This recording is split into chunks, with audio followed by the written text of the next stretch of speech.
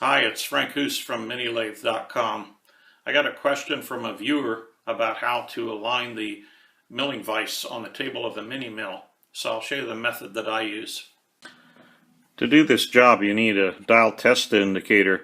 An ordinary dial indicator could in theory be used, but they're just too awkward to get into the space where you need to use it. So strongly recommend that if you don't already have a dial test indicator, this would be a good reason to buy one.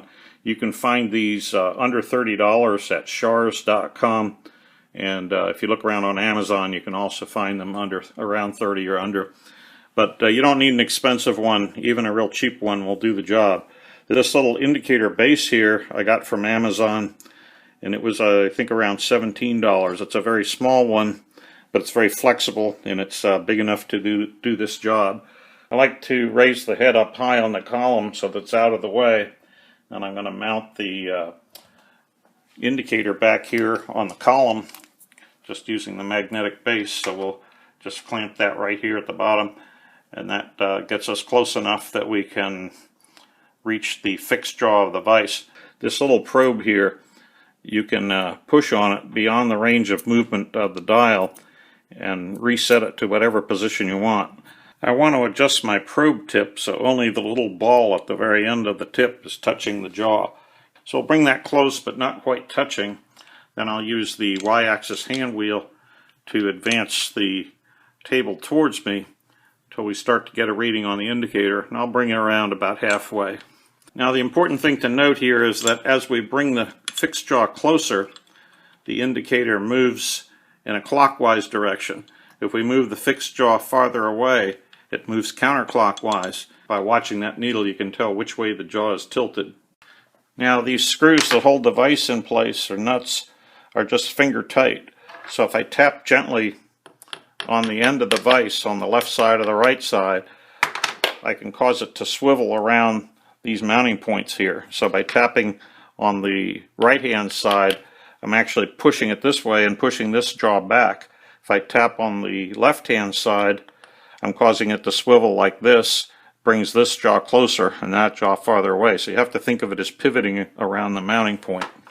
So the goal is to tap the vise in whichever direction we need to correct for any out of alignment until when we move the table back and forth, there's no movement of the indicator. That tells us that the jaw is now parallel with the table.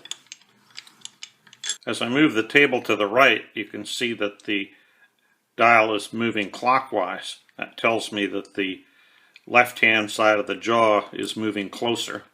And if I reverse the direction now and I move the table to the left, it's moving counterclockwise. That tells me the jaw is moving farther away. So what I need to do is bring the right hand jaw a little bit closer in, and I'll do that by rotating it around this way. So I'm going to tap on the right hand side just gently, and now we'll try again, and that will move the left side of the jaw back and the right side of the jaw forward, and it should be closer in line now, but it's still not quite lined up, so we're going to tap it again, and we continue that process. The movement is slower now, so I'll tap once more. Okay, now we're getting a very slow movement. Tap again. And now we're getting almost no movement, which is what we want. After you get to this point where there's little or no movement, you want to snug up the vise to the table. You don't want to tighten it down real tightly, just snug up the nuts on either side, because very often as you tighten up these nuts, it will cause the vise to shift slightly. So then you need to repeat the process once again and make sure it hasn't shifted. So you may have to do a few iterations to get it, but if you're careful tightening up the nuts, usually you can get it on the first try. So that's the basis of it, and just experiment for a while and you'll soon get the hang of it and be able to do it quite quickly.